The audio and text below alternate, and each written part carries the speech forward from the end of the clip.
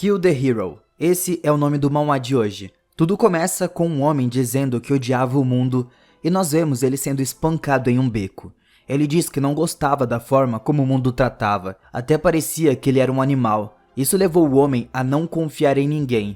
Nós vemos o homem lutando contra um grupo e explicando como ele está sozinho. E tudo começou em 2020. O mundo mudou. Masmorras surgiram em todo o mundo, e monstros apareceram destruindo cidades, causando muitas mortes. Seres míticos, chamados de Nimbus, também apareceram e designaram algumas pessoas como jogadores. As pessoas acreditam que os jogadores podem salvar o mundo. Os jogadores se aproveitaram de tudo isso que estava acontecendo, do caos, e usaram a situação para um ganho egoísta, ganho próprio. Todos pensaram que isso seria o fim do mundo.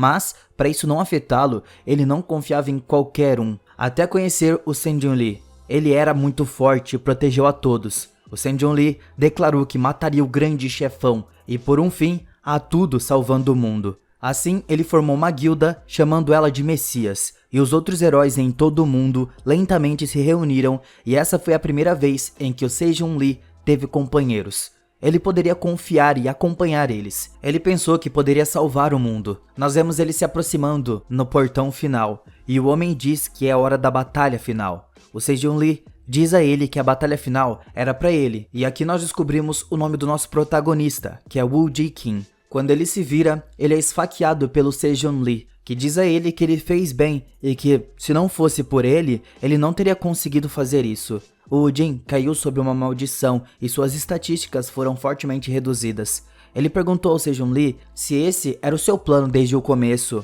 e por quê.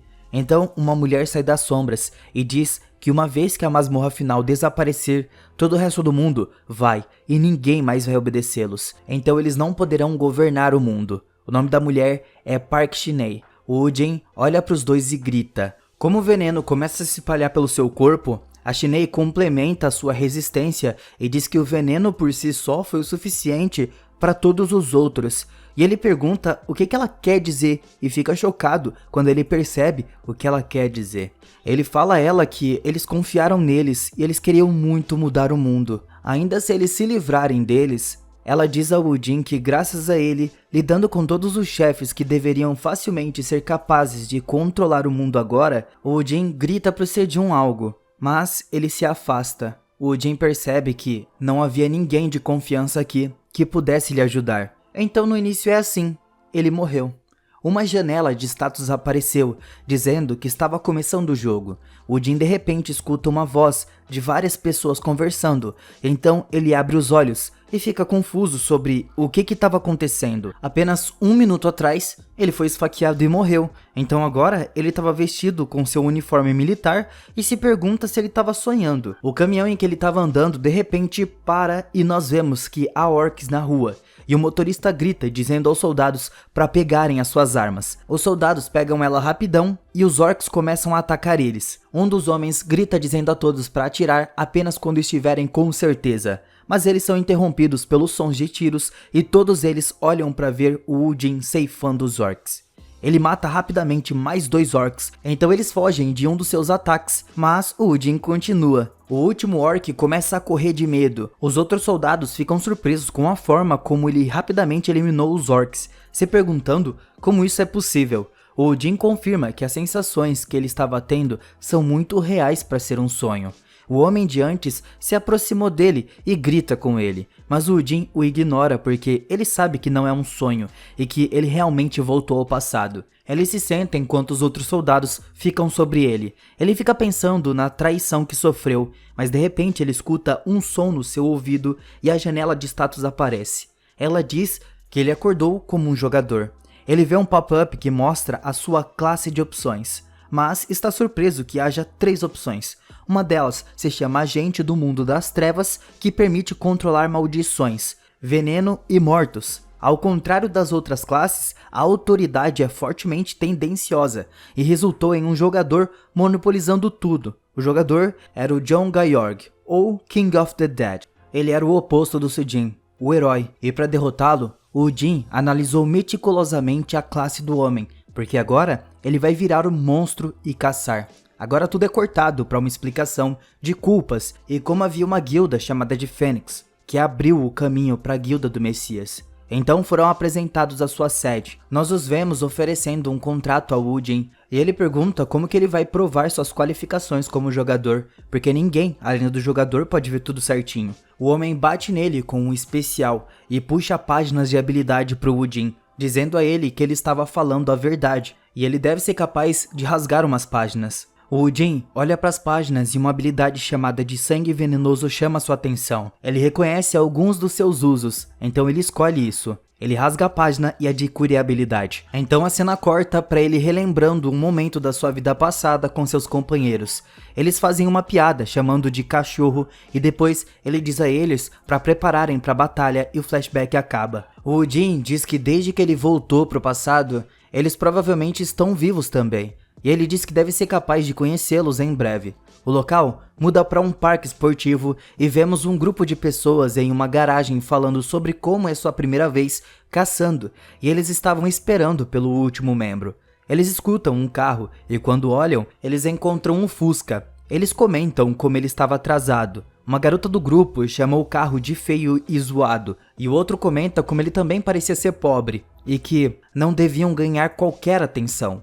Aqui nós vemos eles terminando um briefing e vemos que eles estavam invadindo um lar dos Goblins e o homem que informou a todos e ele faz com que eles verifiquem os seus inventários. Nós vemos o Woodin dizendo que ele já não conhece ninguém aqui e ele não precisava se preocupar. Eles vão para uma masmorra e um dos membros do grupo se surpreendem com o tamanho do portão e todos eles se dirigem para o outro lado. Eles não estão mais no centro de uma cidade, mas sim em uma floresta. Um deles diz que é como se eles estivessem entrando em um jogo, e o Balde diz a todos para ficarem alerta, porque não é um jogo. O Woodin inspeciona alguns dos seus arredores e avisa que haverá muitos goblins e o Balde se aproxima dele e diz a ele para explorar a área enquanto eles assentam o acampamento. Ele concorda e um dos membros dá risada chamando todos de idiota por concordar, porque era perigoso. E o Balde diz a todos agora que todos os itens pertencerão a eles. O Woodin reconhece que está sendo usado como isca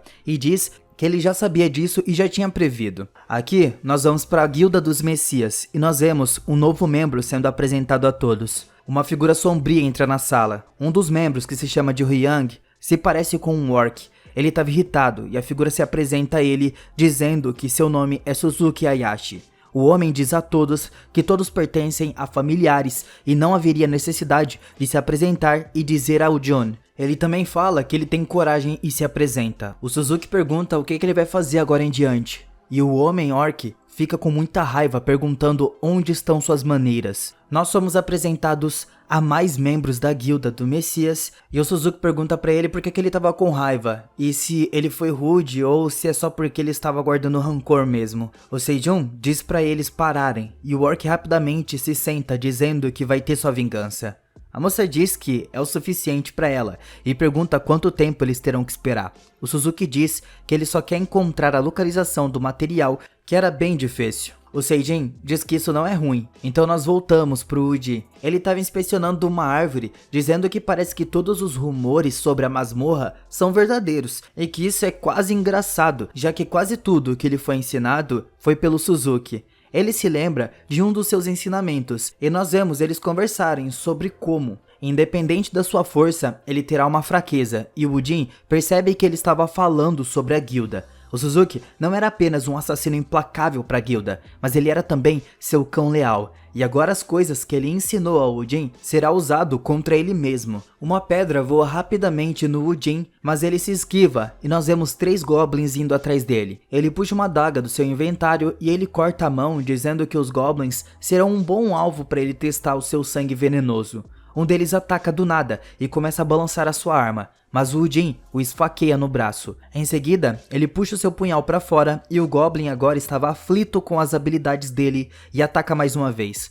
Mas ele desvia e o Woodin comenta como a sua habilidade não deveria ser muito eficaz se o Goblin não é afetado. O Goblin ataca o Woodin mais uma vez. Ele tá completamente perdido sem saber o que fazer. Então tudo que resta é pular.